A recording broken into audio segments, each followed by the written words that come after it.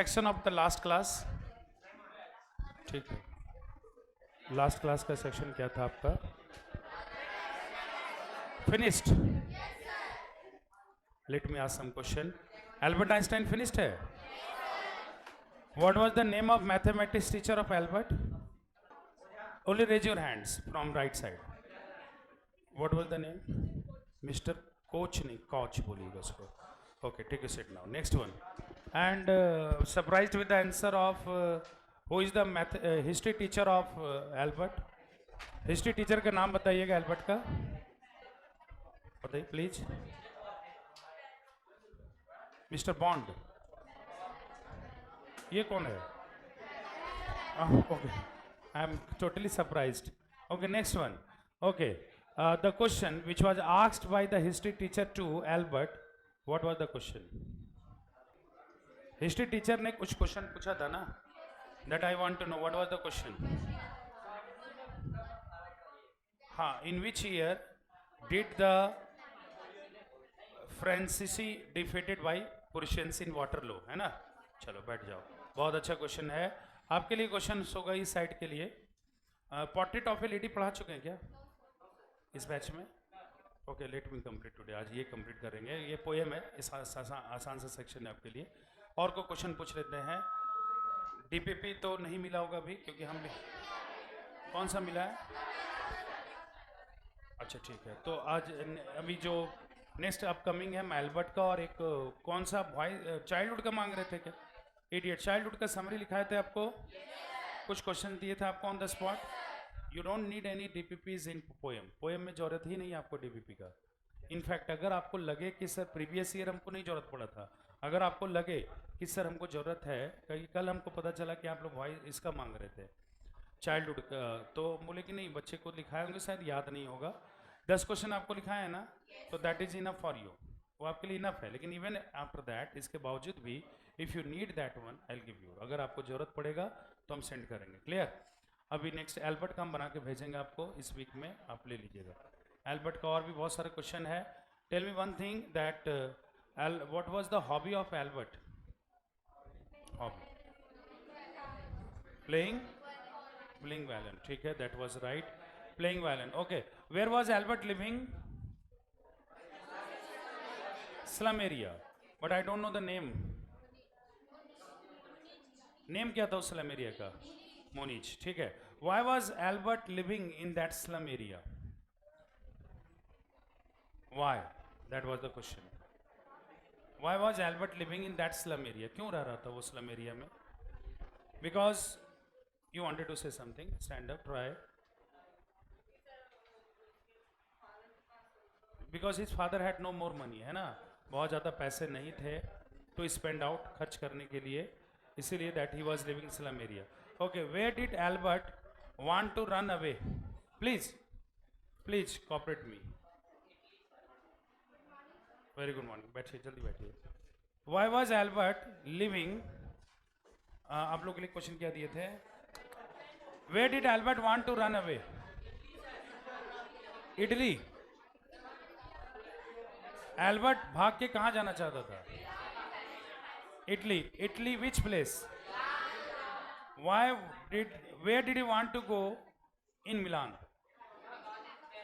नहीं, कहां जाना चाहता, क्वेश्चन पे focus.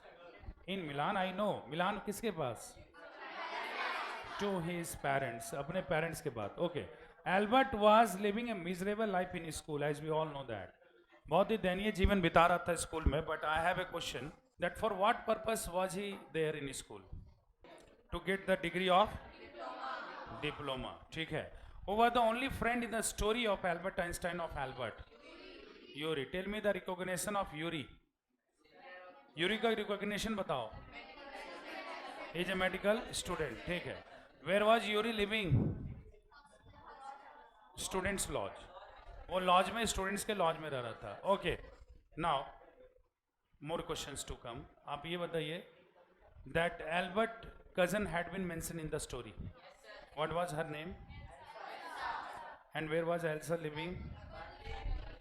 Berlin. Why was Elsa living in Berlin?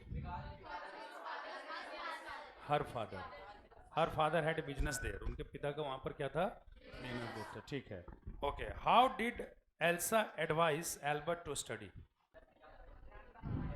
Like a learner, तो बहुत लर्नर कहाँ से बन पाओगे, लर्नर बहुत ज्ञानी होते हैं। किस तरह से वो बोलने एडवाइस किया था पढ़ने के लिए? लाइक अ पैरट। क्या है ना कि वहाँ ऑप्शंस आपको रट के लिखो नहीं दिया जाएगा, तो वहाँ पर आपको याद रखना है कि कौन सा एडवाइस था, क्या कैसे पढ़ने के लिए कहा गया था, है ना। Okay, next one. Albert always keeps a book with himself. Albert हमेशा अपने साथ एक किताब रखता है। एंड नहीं, 15 दिन पहले जियोलॉजी था, अभी ज्योग्राफी हो गया तो नहीं कर सकता। जियोलॉजी, ठीक है, नॉट ज्योग्राफी। वही हम सोचे कि 15 दिनों में बदला होगा सिलेबस, चेक तो नहीं कर सकते, लेकिन 15 दिन पहले तो वो नहीं था। Okay, next question. Okay, tell me one thing. Albert had a plan to leave the school, but how was he planning to leave the school? By getting a false certificate by a doctor. And what was the name of the doctor? Ernest Well. Who advised a doctor to Albert? Who arranged the doctor for Albert? Urey. Okay, Albert, friends, Urey had arranged the doctor. As we know that, जानते हम लोग doctor arrange किया वो. But how was he closed to the doctor? कैसे वो close था? Because he was his old friend, and he had passed the medical examination. According to Urey, Ernest Well had passed the examination last week. मैंने पिछले सप्ताह उसने बोला था ना. How was the experience of the doctor? Albert was his first patient. How much charge did he take from Albert? In place of charge, what was the demand of doctor? To himself. अपने लिए. To Urey. Okay. Did Albert really present the party to Urey? Okay. Next one. What was the advice of Urey to Albert as he went to the school last time? To get the reference. क्या लेने का? Reference. Reference समझते हैं ना? Okay. From the math teacher. And what did Albert want to write on the? Wanted to get it written on the reference paper. क्या चाहता था वो reference paper? That his mathematics was too good, and even he solved the mathematics of higher section. Okay, बहुत अच्छा. Okay, did Albert come out of school deliberately या he was suspended? Who had suspended Albert? Okay, how many years did Albert invest in school? 5 years. Did he look back to the school? Okay, at the last time whom did he want to meet? Last time वो किससे मिलना चाहता था? Finally, Urey. And finally, Albert went away to Milan, Italy. चला गया वो, ठीक है? Next, one more thing, एक hidden topic था, जैसे hidden question था. For how long was he given the certificate by the doctor? नहीं, कितने मंथ के लिए? 6 महीने के लिए दिया गया था उसको. वो वही मैंने वो डिमांड नहीं किया था, वो डेलिबरेटली 6 महीने का मिल गया, ठीक है? आपका MCQs में आपका जो DPP आएगा उसमें कुछ विशेष नहीं होगा. आपसे जो हम क्वेश्चंस करते हैं ना, बस वही सब होगा, और वो आपके जहन में हमेशा रहता है if you listen the story carefully. और आप कहानी को अडॉप्ट करते हैं आसानी से, तो आपको DPP पढ़ने की भी आवश्यकता नहीं है. इनफैक्ट DPP आप खुद से भी सॉल्व कर सकते हैं. हम लोगों ने एक पोएम कंप्लीट किया है, कौन सा? चाइल्डहुड कंप्लीट किया है ना. चाइल्डहुड, जब भी पोएम को आपको अपने से रटना हो कि सर पोएम कैसे हम लोग को अपने आप समझ में आ जाएगा, तो उसका समरी जो फॉर्म है वो आप खुद से स्टडी कर लीजिए, आपका क्लियर हो जाएगा. Today we have a very important section of the poem, The Voice of the Rain. In fact, this is the second poem that I am going to teach you. ये दूसरा poem है जो आपको हम पढ़ाएंगे, है ना. इंटेंटली देखिएगा, थोड़ा हमको ये देखने दीजिए वॉइस ऑफ रेन में कंटेंट क्या है आपका. American poet Walt Whitman, the voice is ये mean answer stanza 1. O soft falling shower, ठीक है. Okay, see now the voice of the rain. Please ध्यान से इसको समझिएगा. Very easy poem, no doubt है, तो बहुत आसान सी कविता, but there are some devices. इस पोएम में ना कुछ डिवाइस यूज किया गया, वो आपको समझना पड़ेगा पहले, ठीक है. पहले ये बताइएगा, देर इज रिटेन, यहाँ लिखा हुआ the voice of the rain, and I have a doubt on the title of this topic. Poem को आप दोबारा नहीं पढ़ते हैं, चाइल्डहुड को आपने दोबारा नहीं पढ़ा, इसलिए नहीं पढ़ा क्योंकि आपने फर्स्ट टाइम ही अडॉप्ट किया किसको? पूरे पोएम को.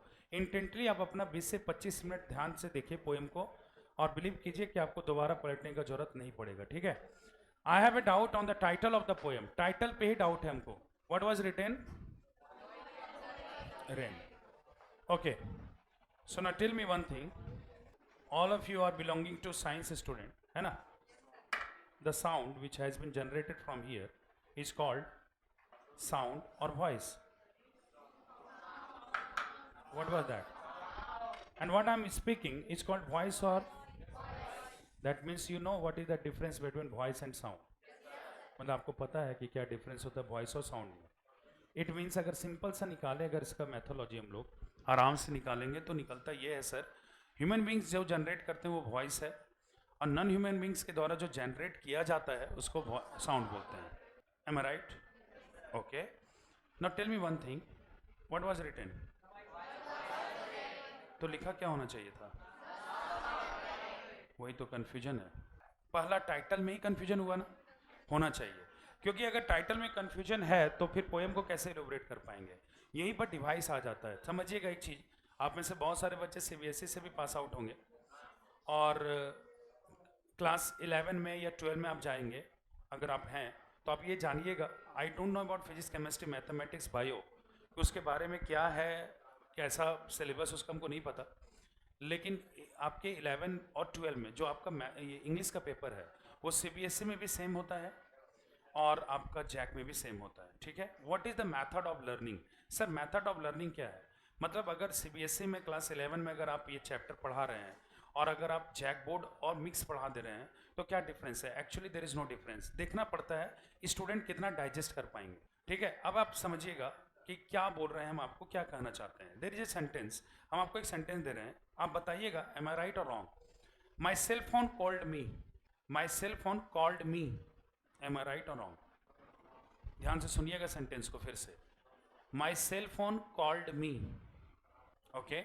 The stick was telling me that I am missing you, the stick, wrong. It's a complete wrong sentence sir, क्योंकि ये कैसे हो सकता है? अब स्टिक आपको कैसे बोलेगा कि हम आपको मिस कर रहे हैं, और मोबाइल हम लोग को कैसे बुलाएगा? ये नॉलेज कम होने के आधार पर आप बोल रहे हैं कि ये रॉन्ग सेंटेंस है। पता है आपको? It is right sentence. अब समझ में आया क्या बोलना चाह रहे हैं? That is why am telling you, voice of rain को इंटेंटली देखिए, आप बहुत सारा चीज सिखा के जाएगा आपको। एक्चुअली में ये सेंटेंस राइट है आपका। The stick calling me please come, the stick is calling me, या फिर हम ये बोलते हैं the mobile called me, I am right. आप क्लास 9 या 10 में, आई डोंट नो, याद नहीं हमको, लेकिन आप मिरर एक पोएम पढ़े होंगे, पढ़े तो नहीं होंगे, याद होगा आपको। मिरर पोएम याद है? मिरर नहीं पढ़े क्लास 9 10 में? सर पढ़े ही नहीं थे तो याद कैसे रहेगा? पढ़े थे? नहीं नहीं नहीं नहीं, मिरर पोएम आपका नहीं था। नहीं था तो बड़ा दुख का बात है, होना चाहिए था प्लीज। एक्चुअली में हम आपको अभी जो सेंटेंस का एग्जांपल दिए, the mobile called me, I was right. क्यों सर, कैसे सही हो गया? नॉन ह्यूमन बींग्स कैसे एक्ट कर सकते हैं ह्यूमन बींग्स की तरह? इट हैपेंस, ऐसा होता है इंग्लिश लिटरेचर में, ऐसा होता है। In fact day to day conversation में भी ऐसा होता है। Sometimes the writer, sometimes the speaker wants to give the human quality to the non-human beings. Point to be noted, my lord। हम क्या बोल रहे हैं? कभी कभी कुछ राइटर, कुछ स्पीकर ये चाहते हैं कि नॉन ह्यूमन बींग्स में ह्यूमन बींग्स का क्वालिटी आ जाए, to express the feeling of non human beings in the form of human beings. Okay, digest करना पड़ेगा, थोड़ा समझिएगा क्या बोल रहे हैं। कभी कभी कुछ राइटर क्या करते हैं कि नॉन ह्यूमन बींग्स में किसका क्वालिटी देते हैं? ह्यूमन बींग्स का। क्यों देते हैं सर? इसलिए देते हैं कि वो नॉन ह्यूमन बींग्स का फीलिंग को एक्सप्रेस कर पाए ह्यूमन बींग्स के फॉर्म में। आपको मिरर का एक एग्जांपल दिए, जानते हो उस पोएम में क्या है? क्लास 9 या 10 में है, हम भूल रहे हैं अब किस क्लास में है। 9 में है ना, शायद होगा। मिरर पोएम जिसमें आप पढ़ रहे होंगे ना, जो आज हम आपको बता रहे हैं वो उसी समय बताना चाहिए था टीचर को, तो आज आपको ये समझ में आता वॉइस क्यों लिखा हुआ है, लेकिन आप नहीं पढ़े। सुनिएगा, अगर आपका द वॉइस ऑफ रेन दिया हुआ है, इसका मतलब जैक आपसे एक्सपेक्ट करता है कुछ डिवाइस जानने का, और आप इस पर ध्यान दीजिएगा कि हम क्या बता रहे हैं। वो पोएम जो था, एग्जैक्ट हमको कुछ वर्ड्स याद नहीं उतने, लेकिन कुछ कुछ याद हम आपको बताते हैं। मिरर में जो पोएम है वो मिरर, मिरर मतलब होता है शीशा। मिरर इटसेल्फ, मिरर ने उस पोएम का पूरा जो लाइन है मिरर के फॉर्म में है कि मिरर ने कहा है I am silver in colour and I have the god's corner eye. अब बताओ मिरर ऐसा बोल सकती है क्या? लेकिन फिर भी मिरर ने कहा है ना, एक्चुअली में स्पीकर ने कहा है, लेकिन किसके फॉर्म में? To express the feeling of a mirror, किसके फीलिंग्स को दर्शाने के लिए? अगर ऐसा होता है, इंग्लिश लिटरेचर में आप कहीं पर देख रहे हैं कि ह्यूमन बींग्स का फीलिंग्स को एक्सप्रेस किया जा रहा है थ्रू, ह्यूमन बींग्स के फीलिंग को एक्सप्रेस कर रहे हैं किसमें? नॉन ह्यूमन बींग्स में, तो वो पोएम ऑटोमेटिक क्या पोएम कहलाता है और वो क्या प्रोसेस कहलाता है वो समझिएगा। वो बाद में भी रहेंगे, उसको आप देख लीजिएगा क्योंकि वो आपके दोस्त हैं, लेकिन हम बड़ा रेयरली आते हैं, तो उससे पहले हमको सुन लीजिए, सुनिएगा। उस डिवाइस को हम लोग बोलते हैं पर्सोनिफिकेशन। What is personification? अगर कोई बोल रहा है माई मोबाइल कॉल्ड मी, अगर किसी ने एक्सप्रेस किया सेंटेंस को माई मोबाइल कॉल्ड मी, तो इस सेंस में आपको यह समझना है कि अगर कोई बोलेगा this sentence is correct, right है या रॉन्ग है, तो आप एब्सोल्युटली बोलिएगा राइट है। तो कोई पूछेगा, आप जैसे थोड़ी देर पहले आप कह रहे थे कि sir how can it be right, ये कैसे सही हो सकता है? प्लीज सुनिएगा, बाद में मिल जाएंगे, सभी दोस्त लोग बात कर लीजिएगा, अगर कुछ देना चाहते तो ले लीजिए, गिफ्ट है। पॉइंट टू बी नोटेड, अगर आप किसी सेंटेंस में ये देख रहे हैं कि नॉन ह्यूमन बींग्स की तरह एक ह्यूमन बींग्स एक्ट कर रहा है, कोई ऑब्जेक्ट, मतलब कोई ऑब्जेक्ट को ह्यूमन बींग्स के क्वालिटी दिए जा रहे हैं, तो इसको बोलते हैं personification. Personification is a device, एक ऐसा डिवाइस है ये जिससे किसी नॉन ह्यूमन बींग्स में किसका क्वालिटी आ जाता है? ह्यूमन बींग्स का। नाउ नेक्स्ट टाइम अगर हम कभी बोलें द स्टिक इज मिसिंग मी, ये स्टिक हमको मिस कर रहा है, तो एक कम पढ़े लिखे के जैसा रिस्पॉन्ड मत करना कि सर ये सेंटेंस रॉन्ग है, बोलना सर ये सेंटेंस राइट है। अगर कोई सरप्राइजली आपसे पूछेगा ही, भारत में इतना मात्र 13% लोग में जान रहे इंग्लिश जान रहे हैं, उसमें से 7% ही डिवाइस को जानते होंगे, इनफैक्ट मेरे ख्याल से इससे भी कम, तो पूछेगा ही आपसे ये कैसे सही होगा, ऐसा कहीं होता है क्या? बोला ऐसा होता है, और ऐसा अगर होता है तो इसको क्या बोलते हैं? Personification. Personification is a process in which the human qualities is given to the non human beings. ठीक, अब देखो टाइटल क्या लिखा हुआ है? The voice of the rain, यानी कि रेन में किसका क्वालिटी डाल दिया गया? ह्यूमन बींग्स का, क्योंकि वॉइस तो ह्यूमन बींग्स का जनरेट होता है। तो यहां पर the voice of the rain अगर लिखा हुआ है तो किसी को अगले बार ये समझाना, पहले तो ट्रैप कर देना टाइटल में, टाइटल फंस कर आ जाएगा, और अगर कंसेप्ट क्लियर है तो बोलना कि ऐसा होता है और कैसे होता है वो समझा दिया आपको। Understand now? अब अगर कोई बोलेगा कि वॉइस कैसे हुआ, तो बोलना कि एक्चुअली में इट इज ए डिवाइस। यहां पर पोएट जो है ना वॉल्ट विटमैन ने एक डिवाइस यूज किया, और उस डिवाइस का नाम क्या है? पर्सोनिफिकेशन। उन्होंने पूरे पोएम में रेन को किसका क्वालिटी दे दिया होगा? ह्यूमन का। यानी कि पूरे पोएम में हम लोग क्या पढ़ने जा रहे हैं? पूरे पोएम में पढ़ने जा रहे हैं रेन जो है वो किसका अपीयरेंस करेगा? एक ह्यूमन बींग्स का। अब शायद रेन कुछ इसमें बोलेगा या बोलेगी, आई डोंट नो, लेकिन यहां पर रेन का एक एक्सप्रेशन आएगा, एक भावनाएं आएंगी जो कि हम लोग को पूरा पोएम में समझना है कि आखिर रेन क्या सोचती है। ये जो वॉल्ट विटमैन है ना आपके, इनका पोएम आप लोग पढ़े हैं कि नहीं पढ़े? आई डोंट नो, पढ़े हैं? कौन सा पोएम था? यही याद है, हम बताते हैं ना इसको। वॉल्ट विटमैन जो है ना अपने पूरे लाइफ स्पेन में उन्होंने लगभग 52 पोएम्स को एक बुक में लिखा था, और उस बुक का नाम था song of my self. Please समझिएगा ध्यान से। और उसमें उन्होंने क्या किया था कि 52 पोएम्स जो इन्होंने लिखा है, मास्टरपीस वाज दैट, और हर एक पोएम में सब में यूज किया उन्होंने पर्सोनिफिकेशन का। इनफैक्ट इनका पहला जो पोएम था, उस बुक का पहला पोएम है, a child said what is grass, एक बच्चे ने कहा व्हाट इज ग्रास, और वो पोएम में स्पीकर हैं, वो बोलते हैं that there is a boy, there is a child, एक बच्चा है, वो केम टू मी रनिंग, दौड़ते मेरे पास आया, फेचिंग सम ग्रास, हाथों में क्या लेते हुए? ग्रास। और स्पीकर से यानी कि वॉल्ट विटमैन से पूछता व्हाट इज ग्रास। मैंने उस बच्चे ने पूछा बहुत ही इनोसेंट क्वेश्चन वॉल्ट विटमैन से कि घास क्या है, and Walt Whitman has a reply, लेकिन in form of grass. Walt Whitman ने कहा कि the grass is telling me, ये जो ग्रास है वो हमको कह रहा है that I am the handkerchief of God, मैं रुमाल हूं किसका? गॉड। अब बताओ घास ऐसा बोल सकता है क्या? नहीं बोला। किसने? वॉल्ट विटमैन ने। लेकिन बच्चे को क्या बताया कि घास हमसे ये कह रहा, हम तुमको बताते हैं क्या बोल रहा है। तो यानी कि घास के अंदर किसका क्वालिटी? ह्यूमन बींग्स का। यानी कि कौन सा डिवाइस? अंडरस्टूड? अब देखो यही मास्टर हैं वॉल्ट विटमैन, ये पर्सोनिफिकेशन पोएम, पर्सोनिफाइड पोएम ज्यादा लिखते हैं, और आपका एक एग्जाम्पल आपको मिल रहा है कौन सा, the voice of rain. That means what कि इस पोएम में there will be A conversation, एक कन्वर्सेशन होगा between the poet and the rain. किसके किसके बीच में, पोएट और रेन। पोएट कुछ पूछेगा या मैंने पूछ रहा होगा, आई डोंट नो, फर्स्ट टाइम हम भी पढ़ा रहे हैं, और यहां पर रिप्लाई किसका आएगा, रेन का। अब देखना ये, आप सरप्राइज मत होइएगा कि रेन का रिप्लाई कैसे आएगा, आप नहीं होइएगा, जो अभी अभी आए वो हो सकते हैं, लेकिन आप जो पहले से बैठे वो नहीं होंगे ना, क्योंकि आप जानते हैं कि रेन रिप्लाई कर सकती है या कर सकता है, आई डोंट नो, दुनिया में हर खतरनाक चीज स्त्रीलिंग ही होती है, तो कर सकती है, हम यही मानेंगे, ठीक है। अब देखते पोएम को stanza line by line with word meanings समझते के साथ। चाइल्डहुड जो पढ़े थे वो हम आपको डायरेक्टली अपने वर्ड्स पे पढ़ा दिए थे ना। अब यहाँ पर अगर आपका लाइन लिखा हुआ तो एक भी वर्ड मिस नहीं होगा आपसे, उसको ध्यान से देख लीजिएगा, पोएम पूरा क्लियर हो जाएगा। Understand, the voice of rain stanza wise चलते हैं, यहां से आपका चालू होता है, ठीक है। एक्चुअली बहुत ही स्मॉल पोएम है लेकिन बहुत सारा डिवाइस के साथ।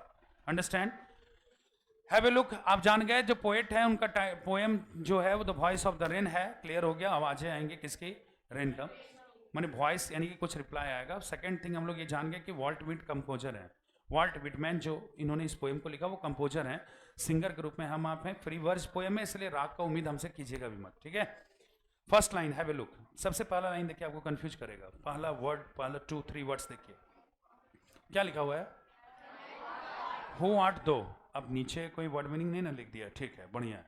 हु आर्ट दो, क्या समझ रहे, वही तो समझाना आपको। हु आर्ट दो मतलब आप क्या समझा, और समझ रहे हैं तो बहुत अच्छी बात है, इसको एक्सप्लेन कर दीजिए, क्योंकि एक एक वर्ड का एक्सप्लेनेशन लेंगे हम आपसे। बताइए, आप जो समझ रहे हैं वो हम आपको समझाते हैं। आप समझ रहे हैं इसमें कि सर हु आर यू लिखा हुआ है, नहीं समझ रहे हैं सर, बेहद दुख का बात है। लेकिन 8-2 लिखा हुआ है सर, ऐसा क्या होता है? तो I am telling you this is called archaism. जब गोता लगा रहे हो डिप तो लगाओ। अब हम बताते हैं, इसको बोलते हैं आर्किज्म। जानते हैं फिजिक्स के फादर कौन है? थोड़ा सा हम ऑफ ट्रैक जा रहे हैं, बताइए क्या बोल रहा है? अजय देवगन।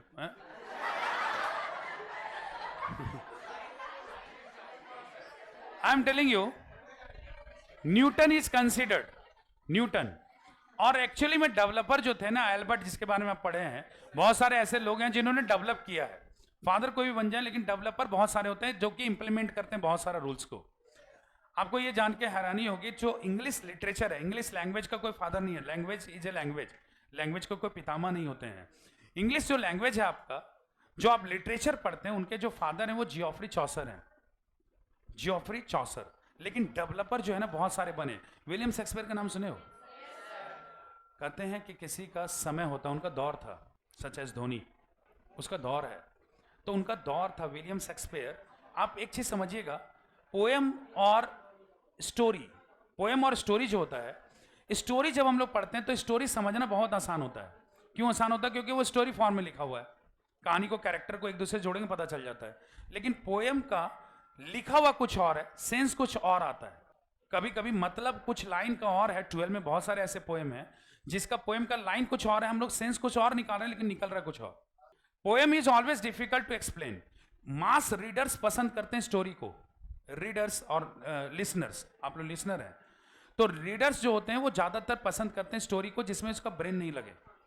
तो William Shakespeare, T S. Eliot, William Wordsworth, ऐसे ऐसे कंपोजर हैं जिन्होंने ये सोचा कि क्यों ना थोड़ा सा लैंग्वेज जो है, पोएम चूंकि डिफिकल्ट होता है समझने में, तो पोएम को थोड़ा डिफिकल्ट बना देते हैं लिखने में। उन्होंने ये सोचा कि स्टोरी तो सिंपल वे में लिख लेता है लोग, तो हम लोग क्या करते हैं, स्टोरी को सिंपल वे में लिखा ही जाता है, तो पोएम को थोड़ा डिफर बना देते हैं। किससे? स्टोरी से। उन्होंने क्या किया, कुछ ऐसे ऐसे वर्ड्स निकाले जो कि एक्चुअली में एंशिएंट वर्ड्स हैं, जैसे पुराने वर्ड हैं। ये 8 जो आपको दिख रहा है वो एक्चुअली में आर है, 2 जो आपको दिख रहा है वो एक्चुअली में यू है। ये जो लैंग्वेज है सर, तो फिर 2 को क्या बोलते हैं हम लोग? तो 2 को बोला जाता था आर्किज्म।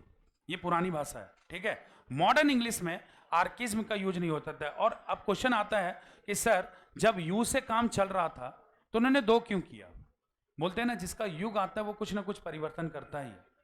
तो उन लोगों ने सोचा कि पोएम को थोड़ा सा स्टोरी से क्या बना देना है, डिफरेंट। डिफरेंट करने के चक्कर में उन्होंने क्या किया, वर्ड्स को भी डिफरेंट कर दिया, और इस टर्म को उन लोगों ने नाम दिया था आर्किज्म।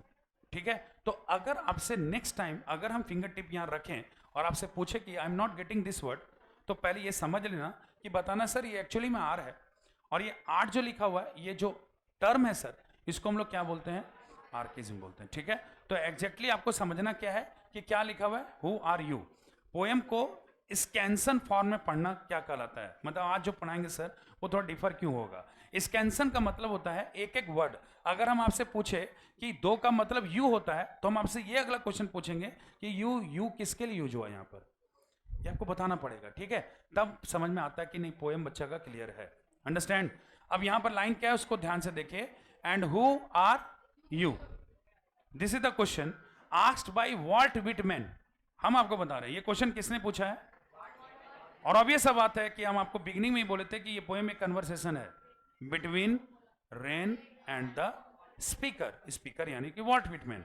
तो यू यहां कौन होगा आप बताइए, एंड हु आर यू, मैंने ये किससे पूछा, रेन से। ठीक है, पहला ये मेरा प्रश्न किससे था, रेन से। And who are you, said I, said I मैंने ये कहा किसने, मैंने, to the soft falling shower, इसी को बोलते हैं क्या, सॉफ्ट फॉलिंग सावर। अगर ज्यादा बारिश हो रहा है तो हेवी रेन बोलते हैं इसको, और इसको एडेमिक में बोलते हैं कैट्स एंड डॉग्स रेनिंग, मैंने मूसलाधार बारिश। तो ये मत समझ लेना कैट्स एंड डॉग्स मैंने कुत्ता बिल्ली गिर रहा है, ये एडिमिक वर्ड है। ठीक है, और हेवी रेन है, सॉफ्ट फॉलिंग है, हल्की बारिश हो रही है, तो इसको क्या बोल दिया गया, shower. See point to be noted, अगर एक लाइन कंप्लीट है तो फिर कंप्लीट बोलिएगा आप लोग। Who are you, concept clear है, there is a question mark. Said I, किसने कहा, मैंने कहा। To the soft falling shower, किससे कहा, मैंने हल्की बारिश से। It means the poet has asked a question, poet कहीं पर खड़े होंगे and there is a rainfall, rainfall उनके सामने हो रहा होगा, और उन्होंने एक सवाल कर दिया किससे, रेनफॉल से ही, एंड हु आर यू, तुम कौन हो। एंड नाउ अगला लाइन देखिएगा, विच, विच मतलब जो कि, यहाँ कौन सा नहीं, जो कि निकला है। विच स्ट्रेंज टू टेल, स्ट्रेंज मतलब अद्भुत, टू टेल आपको बताने में हमको बहुत आश्चर्य हो रहा है। क्या आश्चर्य हो रहा है भाई, गेव मी एन आंसर, उसने मुझे क्या दिया है, are you really surprised, no you must not, आपको नहीं होना चाहिए था सरप्राइज। आप सरप्राइज कैसे हो गए, आपको तो पता है कि रेन यहां बोल सकते कुछ ना कुछ। ठीक है, लेकिन पोएट ने क्या लिखा है, and which strange to tell, मैंने आपको बता करके ये अद्भुत लग रहा है ताकि वो फीलिंग्स को ला सकें। Gave me an answer, gave me कौन, मी किसके लिए यूज हुआ, स्पीकर के लिए, स्पीकर बोलिएगा। और गेव किसने दिया, of course, gave me an answer, उसने मुझे एक आंसर दिया, एज हियर ट्रांसलेटेड, जो कि मैं आपके लिए क्या कर रहा हूं। यानी कि ये दो लाइन में स्पीकर कौन है, वॉल्ट विटमैन, स्पीकर कौन है, ये दोनों लाइन को बोला किसने, स्पीकर ने, और वो वॉल्ट विटमैन है। और यहां के बाद जो भी रिप्लाई होगा, और आप लोग सरप्राइज अब नहीं होंगे, है ना। चलिए अब जानते हैं कि रेन का क्या रिप्लाई है। सी द फर्स्ट लाइन, ध्यान से सुनिएगा, आई am the poem of earth, सबसे पहला रिप्लाई, रिप्लाई किया है रेन ने। और एकदम प्लीज समझिएगा, पोएम बिल्कुल आसान है, you know the process how the rain, आप जानते हैं कि रेन कैसे होता है, बस सेम प्रोसेस है, बट थोड़ा समझना है इसको कि रेन का रिप्लाई कैसे आया था।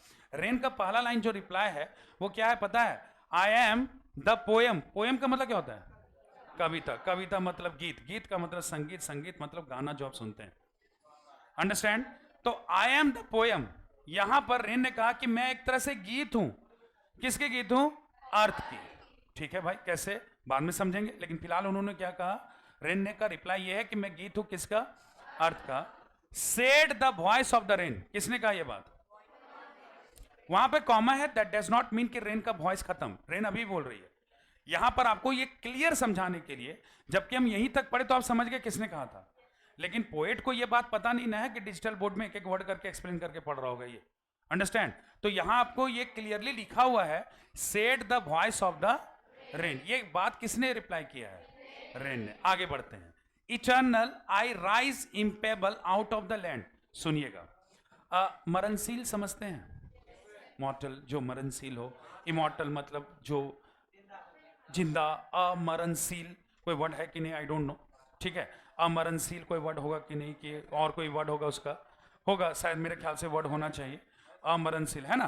तो यहां ध्यान से सुनिएगा, इटर्नल, सबसे पहले उन्होंने क्या जवाब दिया रेन ने, कि मैं एक अमरणशील चीज हूं। क्या रेनफॉल कभी खत्म हो सकता है lifetime, as human beings can हम लोग जा सकते हैं, बट वो तो रेनफॉल कभी नहीं खत्म होगा। तो रेनफॉल ने कहा कि इटर्नल है सबसे पहला। आई राइज, राइज का मतलब होता है उत्पत्ति होना।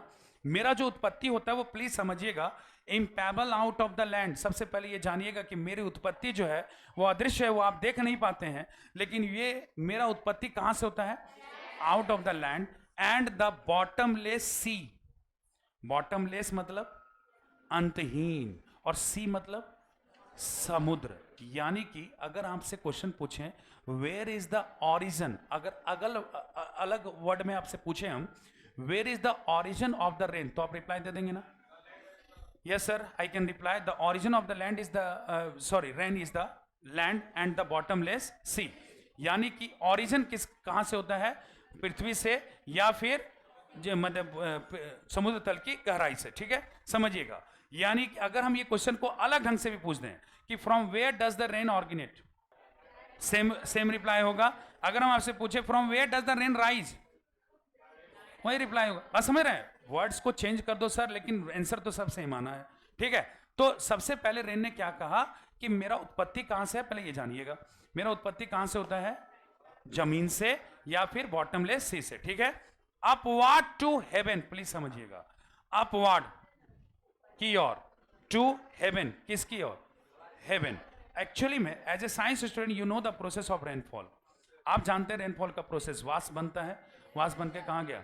स्काई की ओर, वहां पर वो बादलों में परिवर्तित हुआ and then after come back together, come back to the same, वापस आ जाता है ना उसी जगह पे।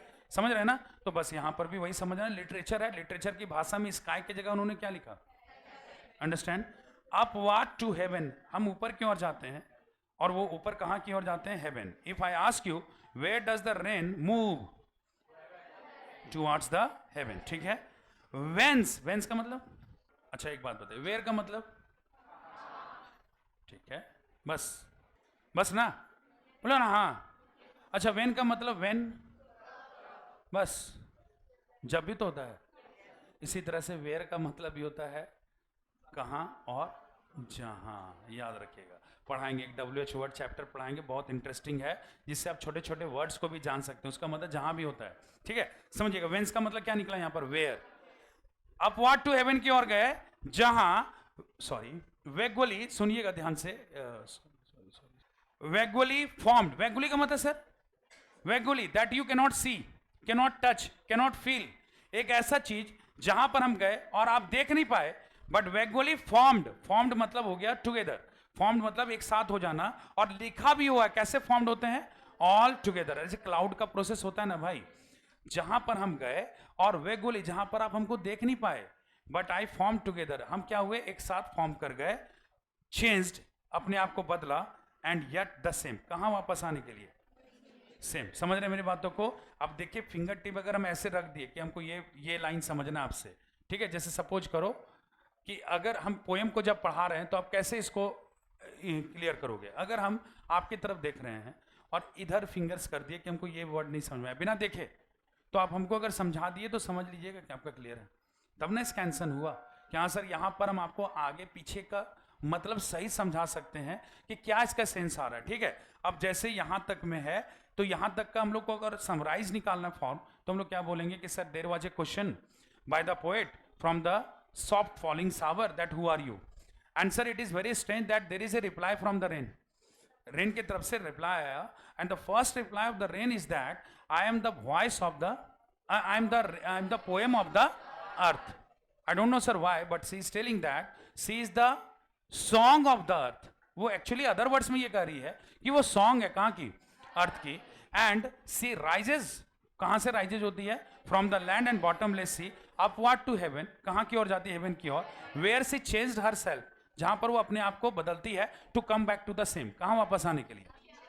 अंडरस्टैंड? समझ रहे हैं यहां तक? आगे बढ़ जाइए, थोड़ा सा ध्यान दीजिएगा, बस एक थोड़ा सा और भाग है। ठीक है, आई डिसेंड मतलब सर, डिसेंड का मतलब होता है टू कम डाउन, नीचे आना। जैसे बोलते हैं ना डिसेंड मतलब उतरना, गेट ऑफ, जैसे हम लोग गाड़ी से उतरते हैं तो बोलते हैं गेट ऑफ, तो गेट ऑफ का मतलब क्या हो गया? उतरना, वही हो गया क्या यहाँ पर? डिसेंड। यहाँ पर जो रेनफॉल है वो बोलती है come back to the same, वापस आती है। तो कैसे? आई डिसेंड, मैं वापस आती हूँ, टू लैब, लैब का मतलब होता है टू वॉश, लैब मतलब वॉश, वॉश मतलब धोना, जानते हैं ना? टू लैब द ड्रॉट्स, हम वापस आते हैं, जानते हो किस लिए? टू लैव द ड्रॉट्स, किसको धोने के लिए? ड्रॉट, ड्रॉट का मतलब था सूखा, समझ रहे हैं? ड्रॉट का मतलब क्या हो गया? सूखा, कॉमा एटोमीज, एटोमीज का मतलब आप लोग जानते होंगे, स्मॉल, छोटा छोटा कण जो होता है, and dust layers of the globe. Dust मतलब समझते हैं? धूल। लेयर मतलब डस्ट लेयर जो पड़ा हुआ है, जिसका लेयर बन जाता है, dust layer of the globe. Globe का मतलब किसके सेंस में यूज किया गया? पृथ्वी, ठीक है। अब वापस क्यों आती है इसके बात को समझिएगा। यहां पर रेन का रिप्लाई है, I come back to my own origin. हम वापस कहां पर आते हैं? अपने ओरिजिन में, बिकॉज ऑफ ए पर्पस, एक उद्देश्य के साथ। Because I was the drought, atomies and dust layer of the globe. अपने ही ओरिजिन पर जो डस्ट है, जो ड्रॉट है और जो एटोमीज है, उसको धोने के लिए हम क्या करते हैं? वापस आते हैं। And if I do not come back what will happen? Have a look. अगर नहीं आती तो क्या होगा वो भी देखो। All and all that in them, जो भी चीजें हैं इसमें, विदाउट मी, मेरे बिना, वर सीड्स ओनली। जानते हो सिर्फ क्या रह जाएगा? बीज। रेन का कहना यह है कि विदाउट मी, अब कंसिक्वेंस भी समझो, अगर हम नहीं आते तो क्या होगा? अगर हम नहीं आए वापस तो विदाउट मी ऑल वर, जो भी चीजें हैं, कहां पर? ग्लोब पर। यहां पर सिर्फ एग्जांपल दिया seeds, in fact human beings will be over. अगर रेन नहीं आए तो ह्यूमन बींग्स भी खत्म हो जाएंगे ना। लेकिन यहां पर पोइट ने सिर्फ क्या बोला कि अगर नहीं आए तो सीड्स विल बी, क्या हो जाएगा? सीड्स विल बी लेटेंट, बिल्कुल हिडन हो जाएंगे, कहीं पर दबे हुए हो जाएंगे, एंड अनबॉर्न, जो जीवित ही नहीं होंगे। बात समझ रहे हैं ना? सेंस इसमें बहुत ज्यादा नहीं लगाने का जरूरत है। आप समझ रहे हैं कि यहां पर रेन ने क्या कहा? रेन का कहना यह है कि अगर वो वापस नहीं आती है तो सीड्स कैसे हो जाएंगे? अनबॉर्न हो जाएंगे और लेटेंट, हिडन, कहीं छिपे हो जाएंगे। और ये बात सिर्फ सीड्स के लिए हो रहा है, लेकिन हम सबको ये समझना है कि if there is no rain, human beings will over, human beings भी खत्म हो जाएंगे, है ना? ठीक है, लेकिन ये बात यहां नहीं लिखा हुआ। अगर आपसे पूछा जाए what will happen without rain, क्या होगा रेन के बिना, तो आपको यही आंसर देना है कि जो यहां पर आपका मेंशन किया गया है। ह्यूमन बींग्स के बारे में नहीं तो नहीं करेंगे, ठीक है। नाउ अगेन देखो, नेक्स्ट लाइन देखो, एंड फॉरएवर, फॉरएवर मतलब ऑलवेज, हमेशा के लिए, बाय डे एंड नाइट, चाहे दिन हो या रात हो, आई गिव बैक, मैं वापस देती हूं, लाइफ, क्या चीज? जीवन, to my own origin. Clear है क्या बोलना चाह रही है? दिन हो या रात हो, चाहे आप देखें या ना देखें, लेकिन मैं हमेशा अपने जो ग्लोब है, जो मेरा ओरिजिन है, जो मेरा जन्मभूमि है, कहां था? लैंड था ना, उसको मैं हमेशा क्या देती हूं? एक लाइफ देती हूं। क्लियर? तो माई ओन ओरिजिन, यहां पर अगर कोई पूछे माई किसके लिए यूज हुआ है, तो पहले बोलना रेन के लिए, और उसका ओन ओरिजिन क्या है? अंडरस्टूड? समझ रहे हो? Okay. And make pure and beautified, और उसको हमेशा, यहां खत्म नहीं हुआ था, जीवन तो देते ही हैं हम, एंड मेक प्योर, और उसे क्या बनाते हैं? प्योर मतलब स्वच्छ, एंड ब्यूटिफाई, और सुंदर, इसको ग्लोब को। अंडरस्टैंड? यानी कि ओन ओरिजिन को। ओन ओरिजिन क्या हुआ? तो लैंड हुआ। अंडरस्टैंड? चलिए, यहां के बाद आप सेमी कॉलम देख रहे होंगे, और यहां फिर ब्रैकेट है ना, दैट मीन्स यहां पर जो रेन का रिप्लाई था वो ओवर हो गया। रेन ने क्या कहा, आप बाय प्रोसेस देखेंगे तो समझ में आ जाएगा, ठीक है। एट फर्स्ट उसने कहा था I am poem of the अर्थ। ये फायदा होता है देख के पढ़ने का। हुआ क्या? याद हो गया आपको। Understand? I am the poem of the earth. Okay. I rise from sea upward to where I of course change to come back to the same, ठीक है। now I descend, मैं आती हूं वापस, to lab, lab मतलब wash करने के लिए, what? three things, dust layer, and without me, मेरे बिना, the seeds will be latent and unborn। Okay, ये समझ रहे हैं ना? I give life to my own origin, मैं अपने लाइफ, अपने ही ओरिजिन को क्या देती हूं? हमेशा जीवन देती हूं। बात समझ रहे हैं? And I also purify and beautify my own origin all the time, हमेशा के लिए अपने ओरिजिन को, अपने जन्मभूमि को मैं हमेशा क्या बनाती हूं? ब्यूटीफुल और प्यूरिफाई करती हूं। क्लियर हो रहा है यहां तक?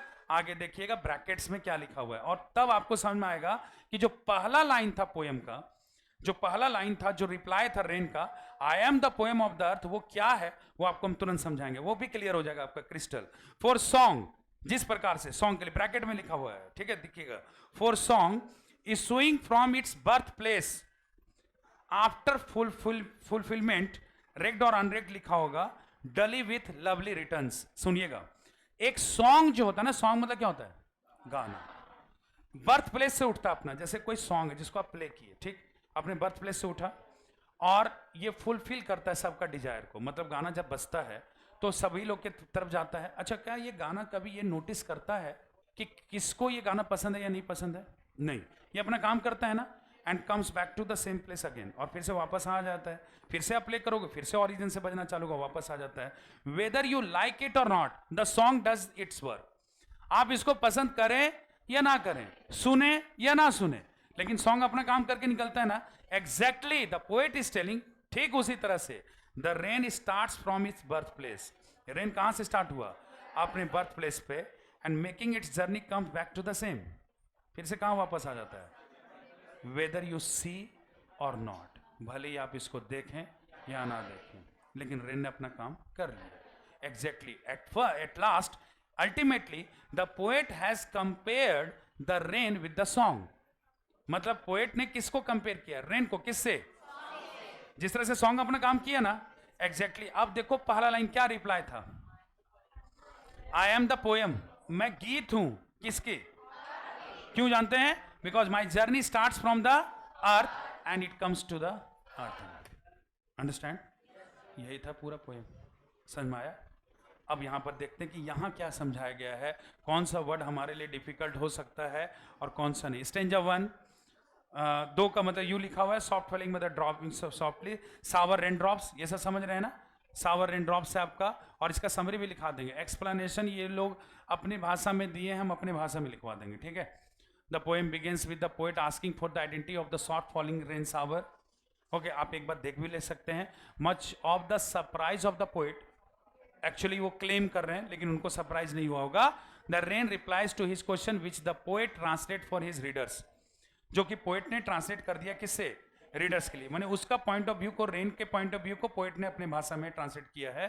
The rain in its own voice tells the poet that sees the poem of the earth. The rain is trying to say that as music और poetry gives pleasure to human beings, the rain gives happiness to mother earth. ठीक है, next line जाते जाते जाइए। Eternal I rise, यहां पर eternal ever lasting, ना खत्म होने वाला। Impalpable, unable to feel by touching, जिसको आप स्पर्श करके महसूस नहीं कर सकते हैं। बॉटमलेस तो आप जानते ही हैं। Upward, higher level. Whence, where, vaguely, unclearly, अस्पष्ट रूप से, जिसको आप देख नहीं पाते हैं। ठीक है, और into specific safe of rain. चलिए ठीक है, आगे देखते हैं। एक्सप्लेनेशन भी ठीक है। डिसेंट, यहां पर डिसेंट वर्ड का तो मूव, फॉल, डाउन वर्ड्स। ठीक है। लैब मतलब वॉश, ड्रॉट मतलब dry spell, atom is very tin particles, and globe मतलब अर्थ। ठीक है, इसका स्टेंजा का पढ़। The poet says that the rain is an eternal process, but it takes different forms of different times.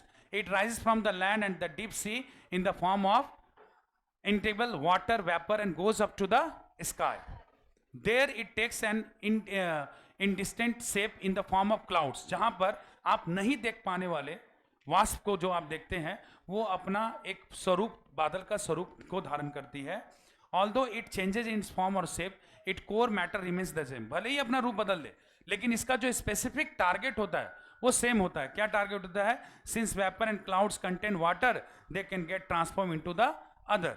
The words impalpable and eternal indicate that nature is not fully understood and some part of it beyond our reach. यहां पर जो word use हुआ है, कौन सा? इम्पेबल और eternal.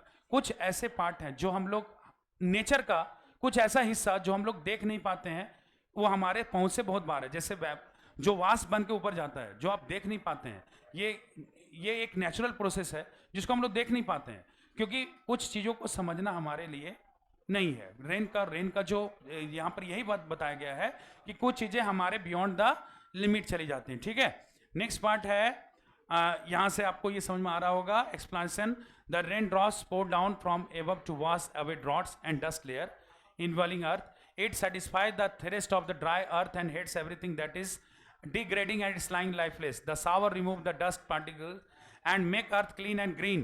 The rain also help us in the germination of seeds which were lying dormant due to a dry spell. मतलब कुछ भी जनरेट करने में रेन क्या करती है, हमें हेल्प करती है, ठीक है। और इसमें क्या है, forever day and night words इसमें भी बहुत हैं। तो एक काम कर सकते हैं हम लोग कि इसका सबसे पहले वर्ड्स निकाल लीजिएगा, आप लोग कॉपी निकाल लीजिए, हम अपने हिसाब से लिखवा देते हैं, ठीक है। हाँ, ऊपर लिखिए ना, the voice of the rain, जल्दी से लिख लीजिए, हम इसको कंप्लीट करा देते हैं। The voice of the rain, please जल्दी से। पोएट का नाम नीचे लिख लीजिएगा, Walt Whitman, WALT, Walt Whitman, WHITMAN। Words पहला ये आप लिख सकते हैं, इसमें कोई वर्ड है क्या, ऐसा तो नहीं है, अगर तब भी लिखना चाहते हैं सावर लिख लीजिएगा, SHOWER, क्योंकि ये दिखेगा नहीं आपको फिर। सावर का मतलब हो गया रेन ड्रॉप्स, आप कर लीजिएगा ना, रेन ड्रॉप्स लिख लिया। एक्सप्लेनेशन हम लिखवाएंगे, हाँ, सिर्फ वर्ड मीनिंग से आपको लिखना है। सावर हो गया आपका क्या, rain drops, understood. Next word आप लिख लीजिएगा, ये इटर्नल लिख लीजिएगा। इटर्नल का आपका हो जाएगा एवर लास्टिंग। जो वर्ड्स इसमें हैं बॉटमलेस को छोड़ दीजिएगा, आप वर्ड लिख सकते हैं वैगुली और वेंस लिख सकते हैं, ठीक है। बाकी सारा एक्सप्लेनेशन जो है वो हम अपने हिसाब से लिखाएंगे। Done sir, portrait of a lady नहीं हुआ इसमें, यहाँ का वर्ड्स लिख लीजिए। डन, स्टार्ट करें, समराइज कर देते हैं हम आपको। विच वन, ग्लोब, कौन सा वर्ड होगा ये, लेटेंट है ये, लेटेंट, इनएक्टिव, LATENT। अनबॉर्न तो जान ही रहे होंगे, लेटेंट इनएक्टिव हो गया। Origin beautify, showing fulfilment, wandering from one other, care about, ये दोनों लिख लीजिए, रैक्ड और अनरैक्ड, केयर अबाउट और अनकेयर्ड अबाउट, और उसके बाद से स्टार्ट कीजिएगा। स्टार्ट करें, समरी स्टार्ट करें, स्टार्ट कीजिएगा, समरी लिखिएगा, हाँ, उसमें समरी लिखे, एक साथ दे रहे हैं, स्टेंजा वाइज नहीं दे रहे हैं, हाँ, एक साथ दे रहे हैं। स्टेंजा वाइज तब होता है जब सब्जेक्टिव करना हो, आपको तो सब ऑब्जेक्टिव करना है, तो एक समरी जो हम लिखवा दे रहे हैं वो आप लिख लीजिए, तरीके से याद हो जाएगा आपको। लिखिएगा, the poem the voice of the rain, the poem the voice of the rain, I am making you right, हम आपको लिखवा रहे हैं। The poem the voice of the rain, the voice of the rain has been composed, COMPOSED, please write, has been composed by Walt Whitman, WALT, और Whitman का WHITMAN, by Walt Whitman, full stop. This is a conversation, CONVERSATION.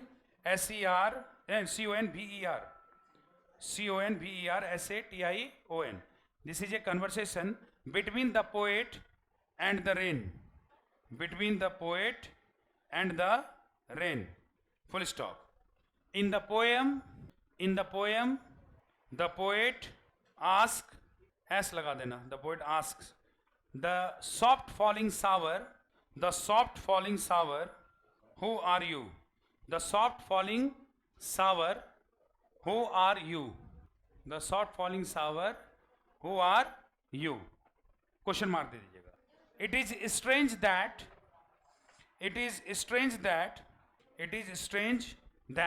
the rain replies, REPLIES, the rain replies that she is the poem of earth. She is the poem of the earth. Full stop. She starts her journey, JOURNEY, she starts her journey out of the land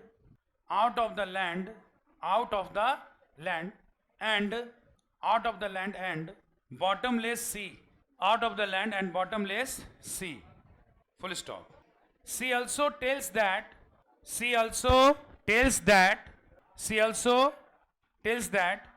can't be touched, TOUCHED, she can't be touched, TOUCHED, full stop.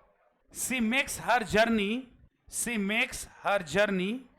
MAKES, she makes her journey upward to heaven, she makes her journey upward to heaven, where where it changes herself into different shape. It changes herself into different shape, shape, into different shape, shape. To come back to different के बाद क्या लिखा है बताओ? shape, shape. in different shape लिखे. To come back to the same, same, full stop. The rain claims that claims, CLAIMS. The rain claims that she comes to wash, WASH. She comes to wash the droughts, DROUGHTS, the droughts, comma, atomies, लिखा हुआ है, droughts, atomies, and dust layers, full stop. She even claims that without her the seeds will be, SEEDS, the seeds will be latent and unborn. The seeds will be latent, LATENT, latent and unborn, मतलब dead, है ना, full stop. She always gives life, GIVES.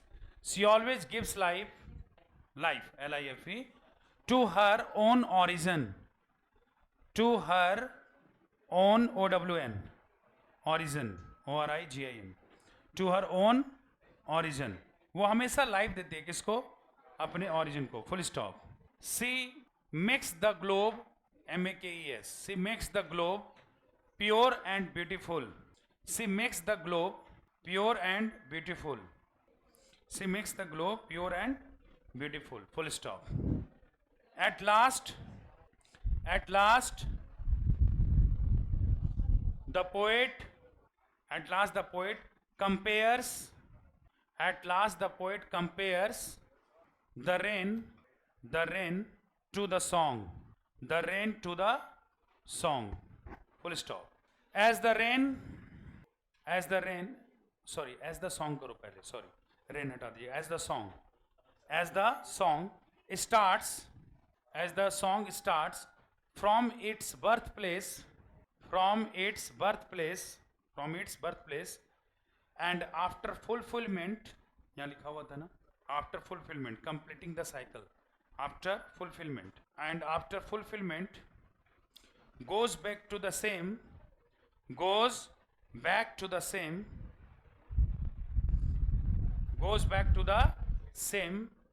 exactly,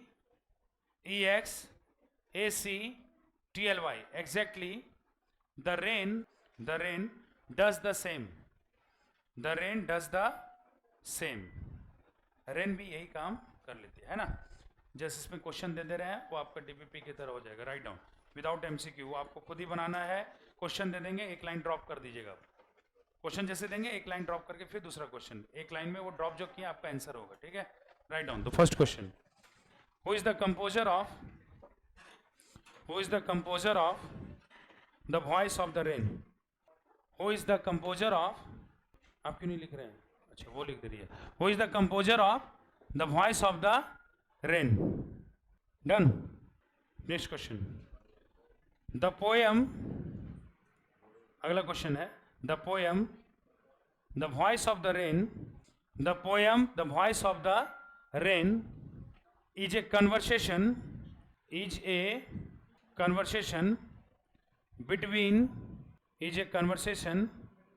between dash कर दो, question mark कर दो, आपको खुद ही बनाना है. बिटवीन, जिसका आंसर होगा वो लिख लीजिएगा. थर्ड क्वेश्चन, व्हाट डज, अगला क्वेश्चन है, what does the poet ask to the soft falling shower? What does the poet ask to the soft falling shower? अगला क्वेश्चन है, what does the rain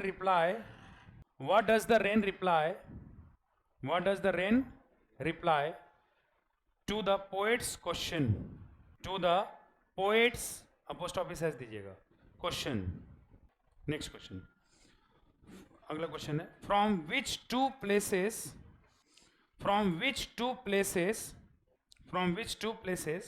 does the rain rise? RISE. Next question. What does the poet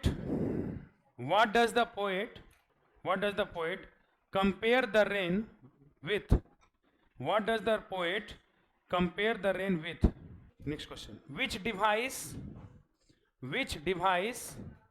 does the poet use?